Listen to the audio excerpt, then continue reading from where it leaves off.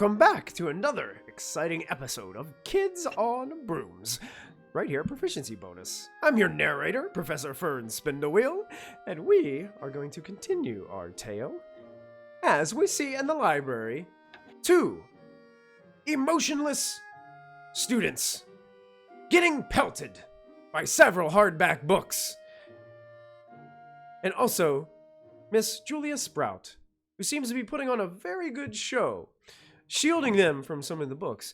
But then, Julia, you notice Hamilton Minx begins to put out his hand and look towards the books. And he says some words, some strange words. Shield us, amicus! And this, all of a sudden, this dome of magical energy seems to engulf you, Rosa, and Hamilton. And as the books are flying towards this shield, they are bouncing off of the shield.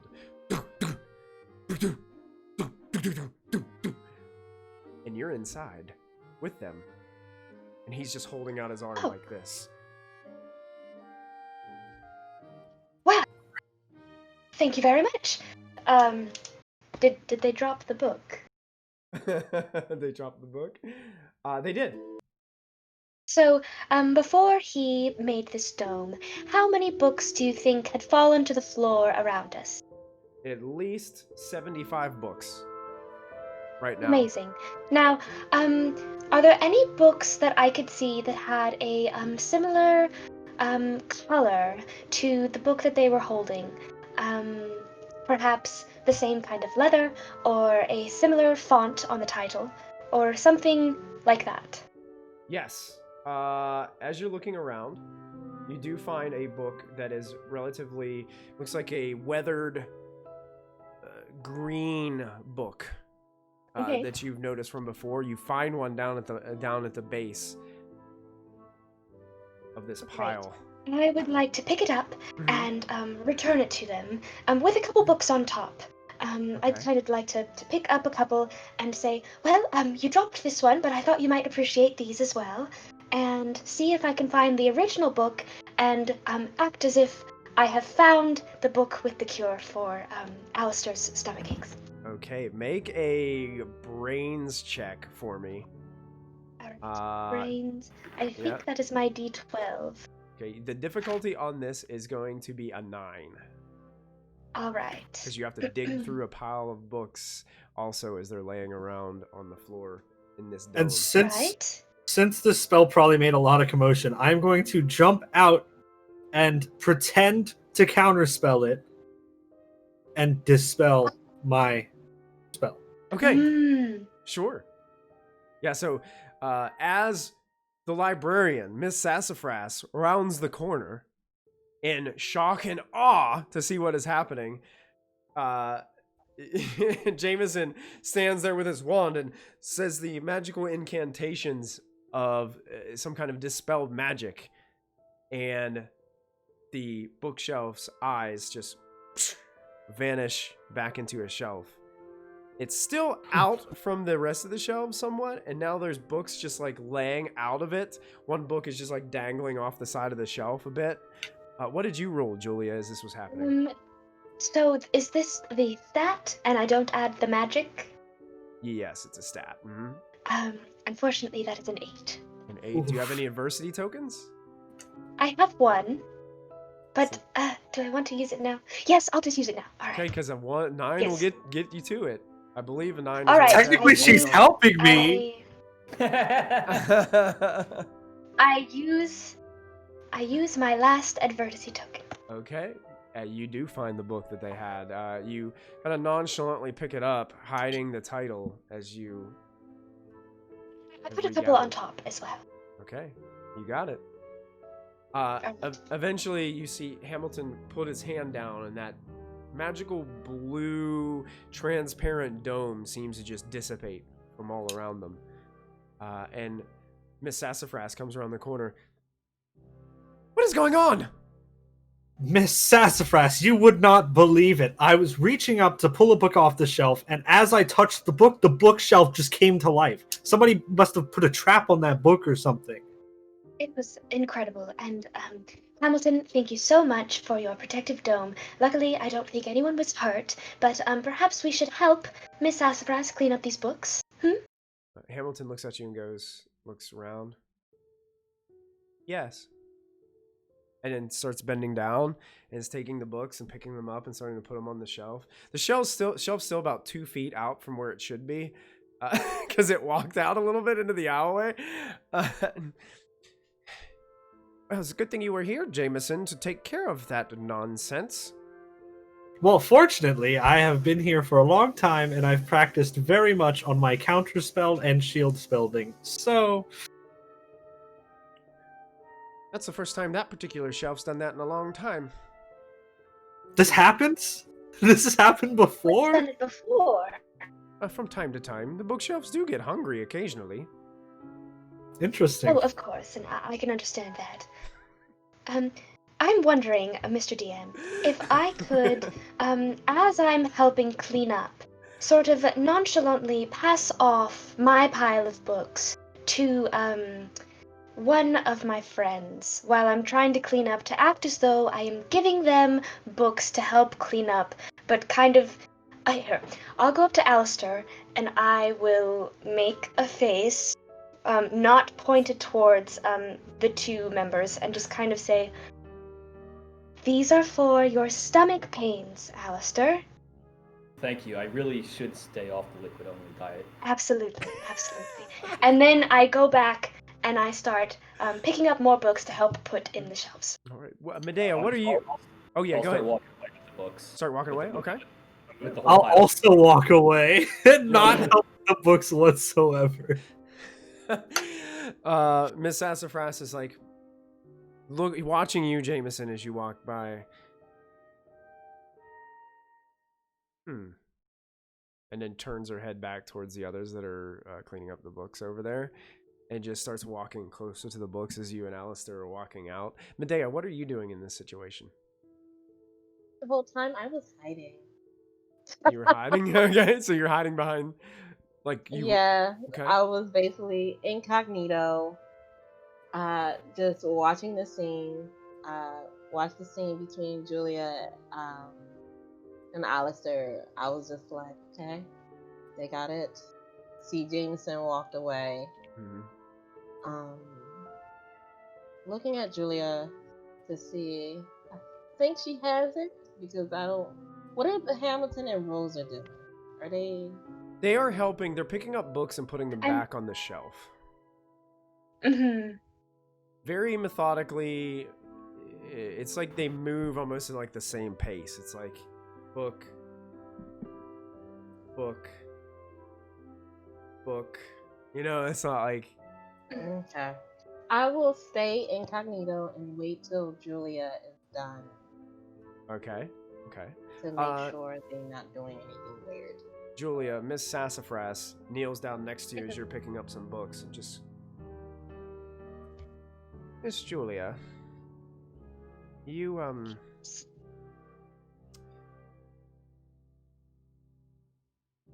Jameson sometimes gets himself into a bit of trouble. You didn't happen to see anything suspicious the last few minutes, have you? Well, I was looking at books to help my friend Alistair for his stomach issues. I was with my back to Jameson, so I didn't really see anything, but I saw it for myself that the bookshelf came to life. I mean, I believe him. I do know that there are quite a few pranksters that maybe try to rival him and be as troublemaker-ish, if you get my meaning. And I would believe if someone had set a trap to an unsuspecting book lover to make the bookshelf come to life. Well, I also... And I'm not lying, You're not because lying. I really didn't see him do it. She does look at you, though, and say, well, just... She kind of whispers this to you. She's looking over to the other two students that are putting books on the shelves. I just hope that Jameson's not bullying these two individuals. He didn't seem to have very good things to say about them by the book return. Well, I don't know how much you know about me, but I have a zero tolerance for bullying. She looks at you. She, ah, I, I, I know, dear. I can see you're on the up and up. You keep that attitude, young lady. You keep that attitude. We'll take you far. Thank you.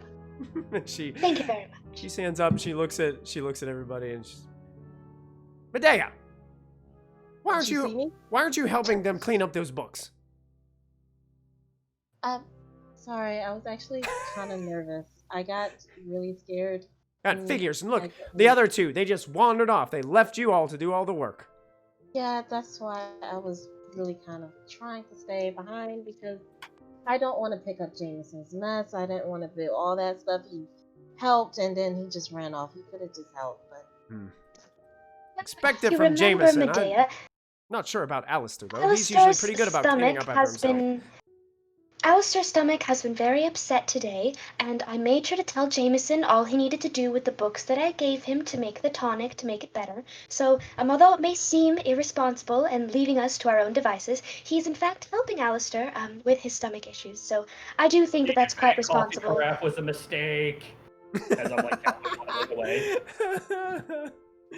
Okay, at this moment, Julia, what do you think your relationship is with Medea as you guys are brought in together with this conversation? I would definitely say positive. I don't know how developed it may be, considering we're in different houses, but I would definitely say positive, and that whenever we are together, I feel like we are like-minded in a lot of ways. Okay, go ahead and roll a d20 for me. And we'll develop it farther. 7. A I think 7. I did a 7 before. Yeah, we had a 7 before. Go ahead and re-roll. Okay. a 1 and a 7, I think. Yeah. 10. A 10.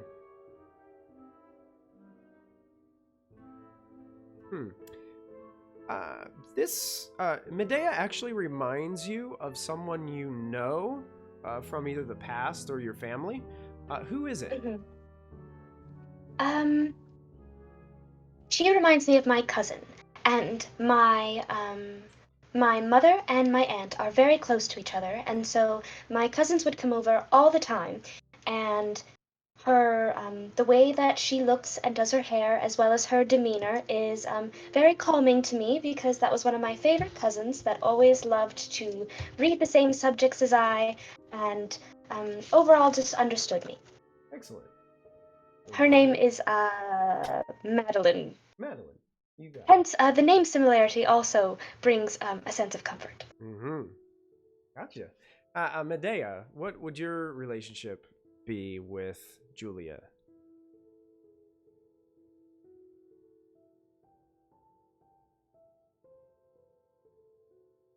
Positive, but kind of on like a negative aspect. Okay.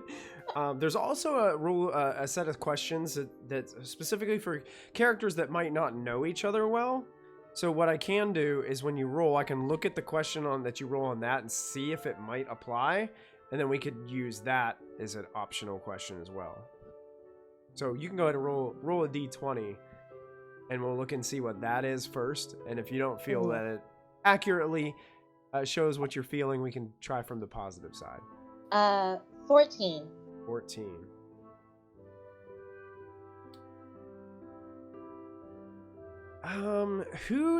Let's see if this fits. Who does Julia have a very public feud with?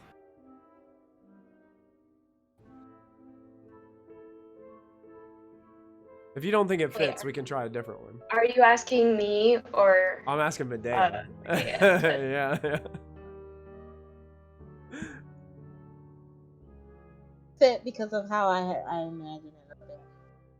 I guess it's not like a feud as in terms of like fighting, but more of like a rivalry. With Medea a little bit. With Medea, so you guys have a little rivalry going on. Okay. Yeah, cause Medea really admires Julia and thinks she's really smart and very clever. However, she's very jealous of Julia, of how she's able to maneuver and be so calm with herself, knowing that that is Medea's weak points. So Ooh, that's good. she's a bit of a jealous. That's good. I So like that. they both are kind of, she always tries to one up Julia. Okay. That's nice. That's a Yeah. good dynamic. That plays in with your character's flaws really well. Going back and Yeah. forth.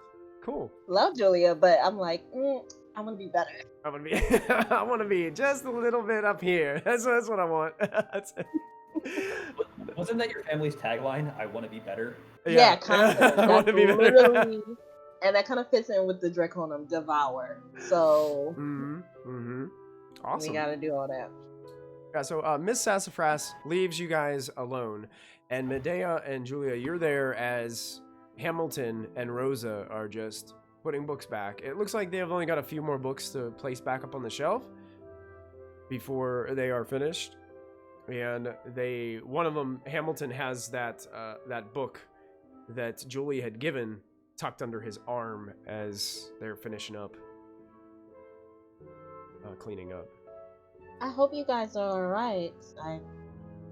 It was a very scary situation. Oh, yes, absolutely. I don't know what I would have done if Hamilton hadn't put up that shield. That was very nice of you. What kind of books were you looking for? Perhaps we could help you to find more. No, thank you. All right, I was just asking. If you We- do need any help, we are pretty knowledgeable of the library, so we could probably help you if you did need it. We are going to go now. And they both just start All right. walking right by you. Well, with the book under his hope arm. to see you at the dance tonight. All right. They They they don't even respond to you. Oh. They just continue to walk towards the front door of the library. Like, uh-oh. They're on airplane mode right now. I'm sorry. So- And I tell Medea, I say, I was able to switch out the book that they were looking at, and it's currently with Alistair. I think we should go check it out. And perhaps we could look at the astrology section in the library later.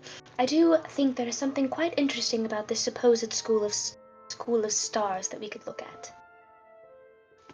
In addition, I find it pretty weird that when I went to the observation room that the professor was paralyzed. I think do you think they have something to do with that? I don't know if they have something to do with the direct paralyzation, but perhaps they have something to do with why and the connection to the subject that he taught. I mean, maybe there's something much bigger going on here, and I'm sure we could figure it out. But that book is probably a good place to start. Definitely. Oh, good job on switching it out, by the way. That was very Ah, clever. thank you. Well, your work with the familiar was very impressive. I tried my best. I gotta keep up with you. And I start walking towards where Alistair had gone. Yeah, eventually you guys do catch up to Alistair and Jameson. Jameson and Alistair, where were you guys headed once you left the library? Did you guys have anywhere in particular, or were you waiting on the ladies to catch up to you? For once, I didn't use the ability to just like just skip straight to the room I wanted to go to. Okay. So we're probably just like slowly walking down the hall, Okay. not going in any particular speed. Yeah. letting them catch up. Yep. So Julia and Medea catch up as you guys are just slowly, walking down the hall. They'll eventually catch up to us, and they do. And you guys are all four in the hallway there together. It seemed that as you guys followed the other two, Hamilton Minx and Rosa, went out of the library and they made a right the opposite direction of the hallway. Would our knowledge of the school's layout give us a general idea of where they might be headed? Could be multiple places, but go ahead and make a brains check. Everybody who was there and saw them walk out, you can make brains checks as well. I'm going to call the difficulty average at an 8. Have a school map. Does that help? Oh, Oh. I forgot that I have this. Too. I will allow you all to... I'm going to allow you all to add a +2 to your roll with the use of the school's map. Okay. I have this thing that I didn't realize that I can do this. Okay. I have the intuitive Okay. strength. Mm-hmm. It says that I can spend 1 AT to ask the GM about the surroundings, an NPC, or the like, and the GM must answer honestly. Oh, you have found the magic button. You have found it. Medea, you think they're going to the observatory? I grab Julia's hand, and then Jameson, Alistair, come here. They're going to the observatory. Do you want to head Definitely a off? connection there. It's I gonna take believe a we should couple at minutes. least follow to spy. Perhaps, perhaps we should split up. I don't know, but I do feel as though we should simply observe and not necessarily try to directly stop them from entering the observatory unless we see something very bad about to happen. I want to know what they want to do with it and what their connection is. Perhaps we should look at the book while we walk over. Why don't we hide in the observatory? I can Observatory get I us. think that's pretty very dark. smart. It's pretty dark, Mhm. and you have to use some type of spell to at least cause some illumination. Absolutely, That's fine. Well, absolutely. if I, is there like a door within like 5 feet of me? I assume. Oh yeah, you're in like a main Yeah. school hallway, so there's tons of doors. Yeah. All right. Medea, I need your help. Can you here, hold my hand real fast and picture the observatory door in your mind. I just need the help so they can like skip to it. I haven't been there too often. Okay. She tries to like hit that because she also has a crush on Alistair, and she tries to spread it down Mm-hmm. and holds his hand. Okay. All right. So I'm gonna try to like channel her thoughts of the room to like open a gate to its door. So Okay. like when we step through this door, it's into the observatory directly instead of Okay. the hallway to it. Okay, sure. I'm gonna allow you to make a magic check. This is gonna be that same one that you always do with your portcullis. It's still gonna be a difficulty 10, but what I'm gonna allow to happen, since you're channeling Medea right here and using magic, if Medea has any adversity tokens left, I'm gonna allow Medea may add any adversity tokens to the roll if they are needed All right. to make it. Okay. I failed that check. Would I get an adversity token as well? I wanted to ask. Yeah, I a- failed any- it as well. Yeah, anytime you fail, you get an adversity token automatically. Oh, Okay. how did I Wait. roll 2 1s? Oh, Whoa. What was the difficulty? a 10. The Yeah, difficulty is even a with 10.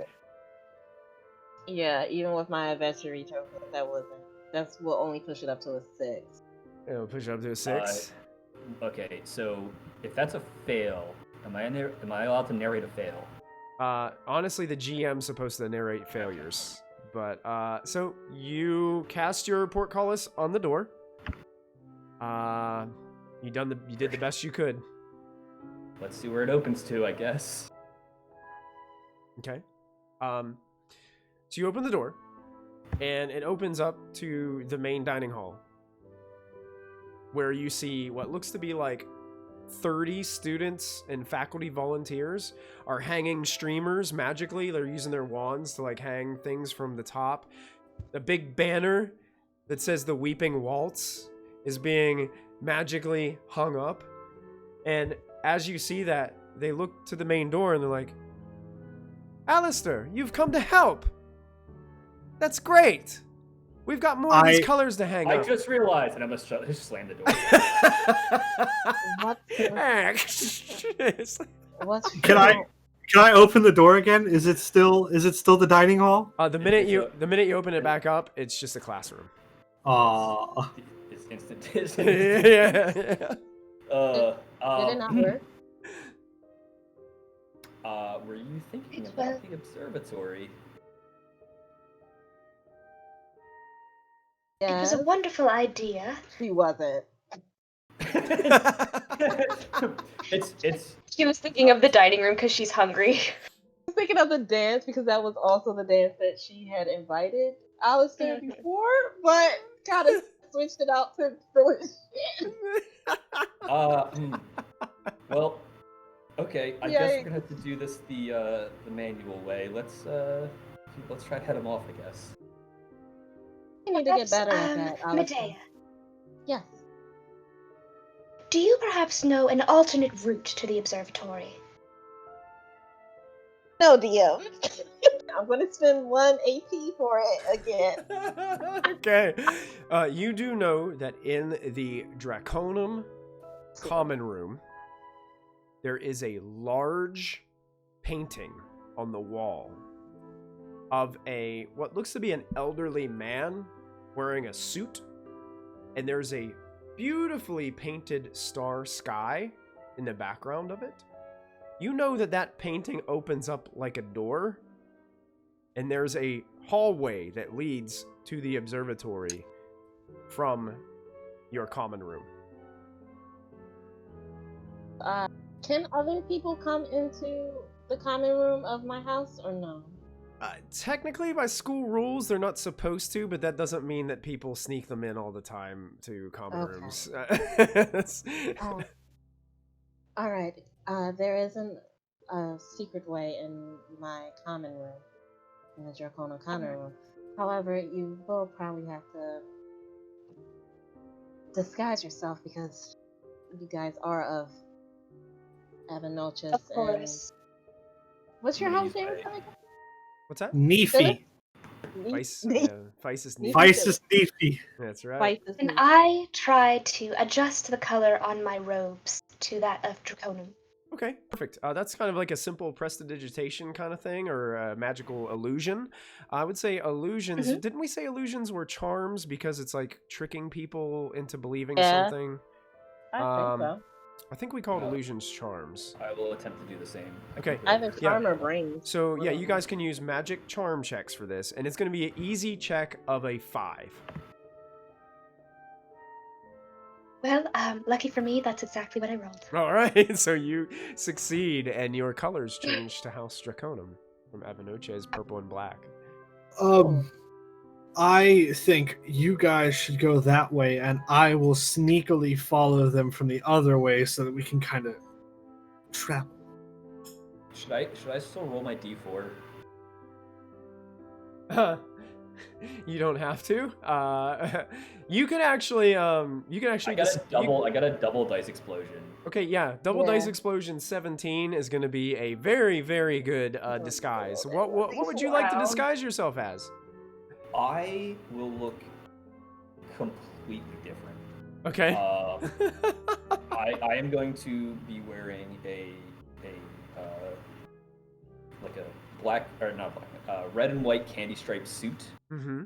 Instead of my normal suit jacket. I will have kind of like Dragon Ridge hair, like stylized in like bright red. Okay. And my face is just completely different. Nice. Just like. Are you making it look like you're almost like reptilian, just way more like etched features. Okay. Just, like my jaw is like. Are you making it look like you're a student that you've seen before that is in Draconum House, or? Not quite. Okay. Kind of like a mishmash of several students. So like, you know when you walk down the street and you see somebody that looks familiar, like, hey, that looks like my cousin, but it's not quite right. Yeah. They're kind of like 2 or 3 features from people I've seen before. Okay. That like just blended together. It's like. That's this. I would like to merely suggest to him that if anyone tries to ask about you, that they're saying they've never seen you before or anything, perhaps try to act like one of the exchange students. Definitely. Because no one Talk very simply, good posture. Very well. That's perfect. Unless you really need to. That's actually very creepy. That's how they laugh. Well, it's real. I never heard them laugh. Jameson, would you like my familiar Salem to accompany you, just in case you need to send a message? I was actually going to say the same thing about my familiar to you. All right, I suppose we could have a trade. I'm going to Disney princess it up, and all the familiars. Alistair's got all the familiars. So I hand over who? I hand over Salem, although she does appreciate to walk on the floor instead. I wasn't gonna be on the floor.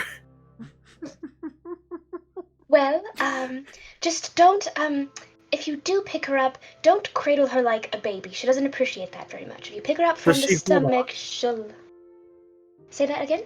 Does she hold on to, like, if you put her in your robes? Does she, like? She's learned to do that. If you put her in the little, hood. Sure, part. I'll do that. Alright. I will go with Medea. That's what we're doing, right? I'm Mhm. disguised myself Going to to go to the secret, and you guys are going to take a different route. Or are you coming with? Jameson is going. I am I'm going with you following. guys. All right, you're following. He wants to follow them directly. Okay. Okay. Jameson, But I'm be gonna- careful. I'm always Yes, careful. please. As he flicks his wand into the hallway. Yeah, but she knows Jameson is very intelligent, so she's not going to. She just shakes her head. Okay. Jameson, you're going sneakily, right? So you're gonna try to Yes. stealth. Okay, go ahead and roll. I'm gonna mount up on my weasel's whisk.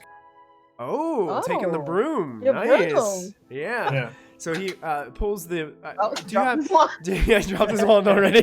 Do you have? Now you have your bag. Is it like a side saddle kind of school bag? Is it a backpack? What kind of?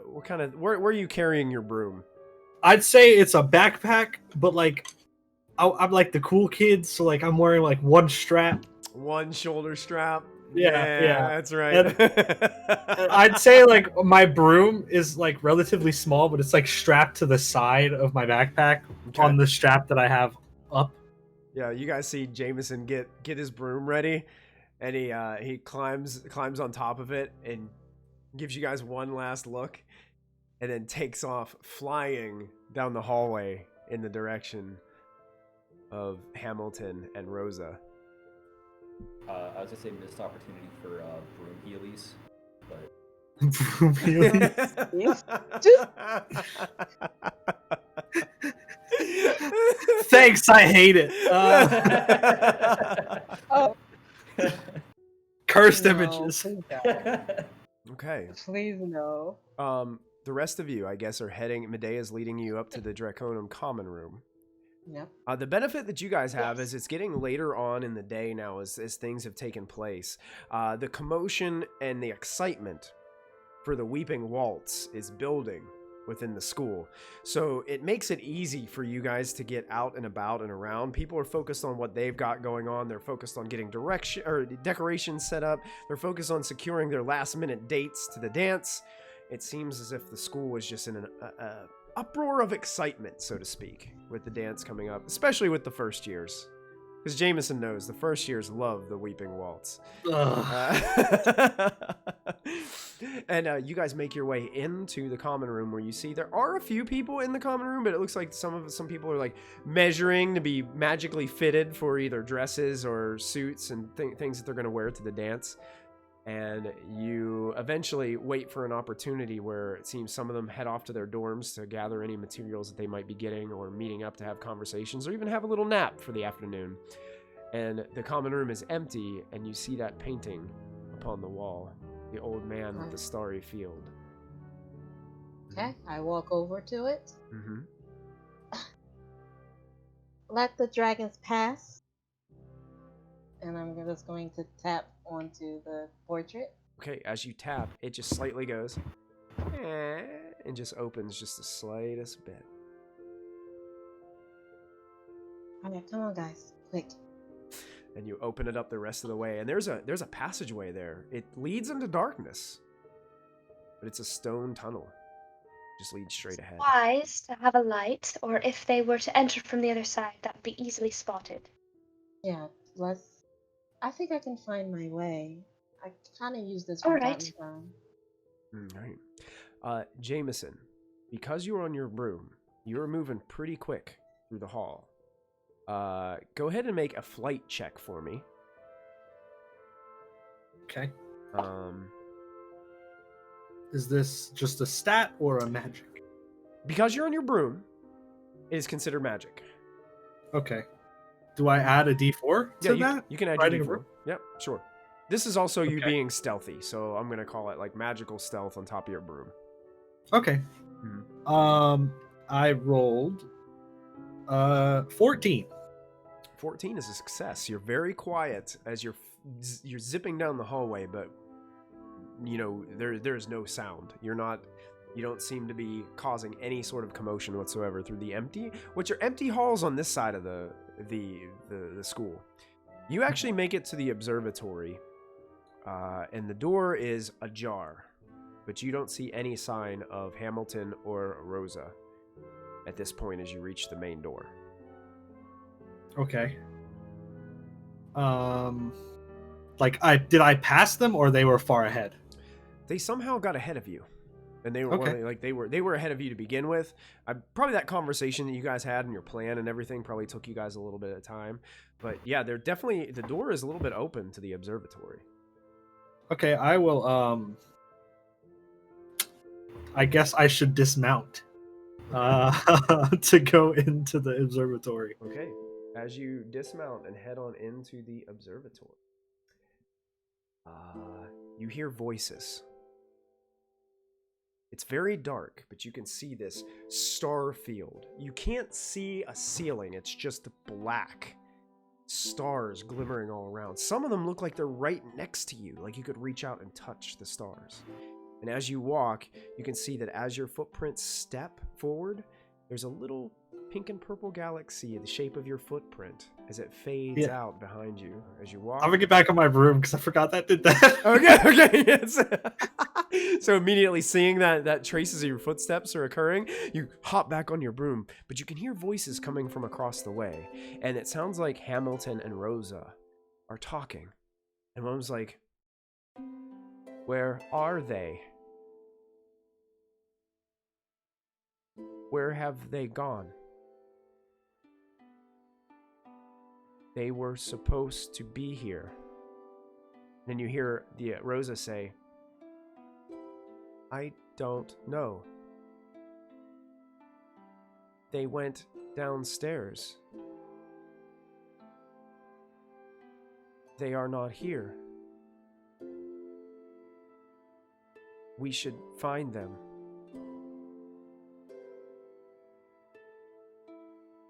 It seems like they're just having a little bit of an argument. I'm gonna pull up to like the ceiling. I'm gonna lift my hand and like pull up till I can feel the ceiling. Because I know you said I can't see it. How high do you want to go? If I go up like 20, 30 feet and I don't feel a ceiling, I'm gonna stay right there. Okay, yeah, you go up 20, 30 feet, you do not feel a ceiling. Okay. Yeah, I'll stay there and I'll just like hover like above them if I can still hear them. Okay. Okay, yeah, you can hear them. They're kind of looking back and forth. Very, if a person that can't show expression was kind of dumbfounded and confused, that's the impression that you're getting. But Hamilton is holding this book and then looks towards Rosa and then says, "Let's get started." And Rosa says, "Yes, they will arrive soon." And Rosa seems to go to a pocket or a pouch and pulls out what looks to be a box of chalk. She starts opening it and pulls out a nice pristine piece of white chalk, hands it to Hamilton. And Hamilton takes the chalk, and then she pulls out a piece of chalk for herself and closes the box and puts it back in her pouch, very methodically and purposeful. Hamilton opens the book, and they open to this page where they both start like hunching over, and they're starting to draw what seems to be a floor, even though it's completely darkness there and the stars are glimmering. They start to draw, and as they draw, you can see that the galaxy pink and blues start to wrap around the chalk lines as they're drawing and start to glow, and they're drawing. And there's no sign of my runes. friends yet? It's about that time that the rest of the group, you guys are starting to hear voices down the hall. You can hear the same things that Jameson was hearing. They will arrive soon. Let's get started. And you can see there's a small bit of light coming from some kind of opening at the end of the tunnel. It's like the light that you see whenever you go outside on like a half moonlit night. What do you guys do? Would like to whisper, say, well, who's they? I know that Heather is asleep right now, but does that mean that there is another? Probably is. It's Hamilton, Rosa, Hmm. Heather. Who's Heather? To assume there's a. Oh, We just met her today. Who was Hamilton? Which house was Hamilton in? You know what? I think Hamilton was Wendigo's house. Who now. was Rosa? Rosa was Dracona. Rosa was Dracona. Yep. Who was Heather? Heather was Avenoches. Because Okay, she so was we're brought to missing your Spice. table to meet you guys to start off a couple episodes ago. So Spice's Nishi is innocent. I'm gonna try to pull out the book that Julia gave him and take a look at it real fast. Oh, that's right. Would I know of a way to disrupt the drawing of a rune? I want you to go ahead and make a brains check. And I'm gonna call this magic. Okay. So I'll give you the benefit of the D4.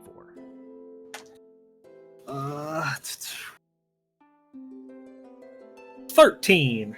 13.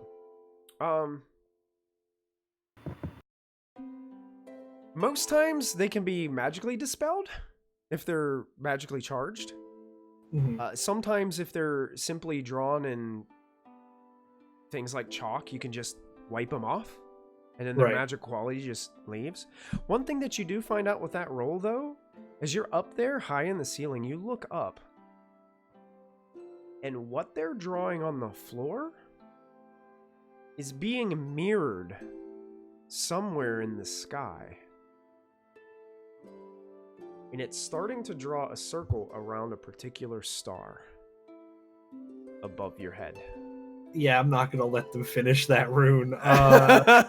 So you're saying right now it's just chalk, not magically charged, basically. There's something magically about it, but it looks like they're starting to draw separate runes and they're making a circle. And they're Okay, I'm gonna try to and as- dispel the area. And as they're drawing the circle, the same circle is appearing on the ceiling around a star. Mhm. I'm gonna try to dispel the area Okay. if I can, subtly. Well, while you're doing that, what's the rest of the group doing?